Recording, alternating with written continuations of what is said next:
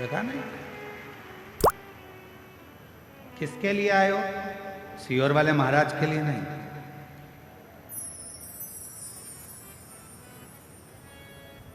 आप किसी व्यक्ति और विशेष के लिए नहीं है।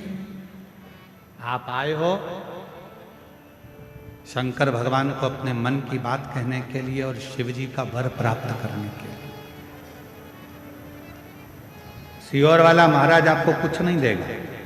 आप गलत फहमी में मत रहना कि सीहोर वाला महाराज आपको कुछ दे देगा, कुछ नहीं।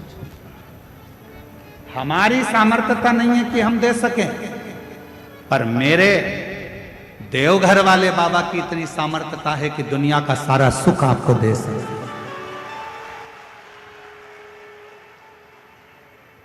मेरे भोले बाबा की वो सामर्थ्यता है कि कोई आया खाली नहीं गए।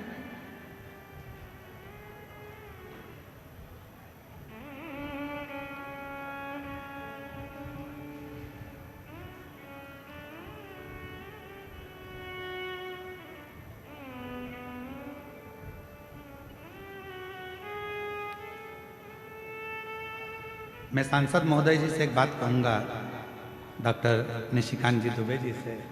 दुबे जी, यहाँ एक जमशेदपुर की जीजी खड़ी है, ये खड़ी है, ये जमशेदपुर में कथा करा अकेली, और इन्होंने कहा गुरुजी हमारे जमशेदपुर में हम कथा तो करा लेंगे पर इतने लाखों भक्तों का हम भोजन नहीं करा पाएंगे।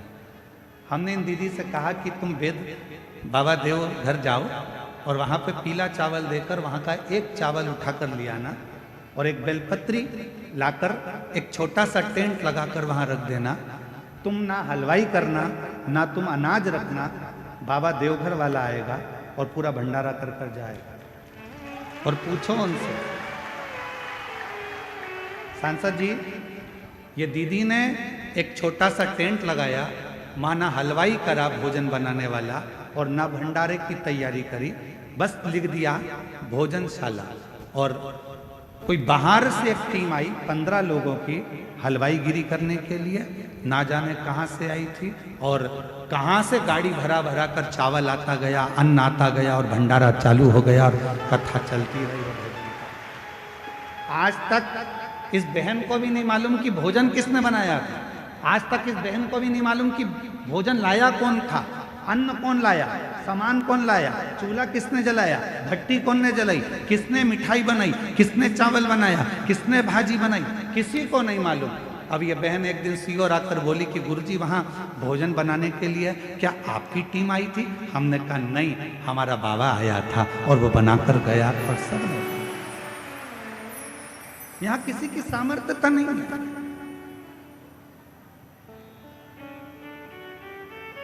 करता वही है, आप और हम तो केवल एक निमित्त मात्र हैं। और ये हमारी और आपकी केवल एक निमित्तता है।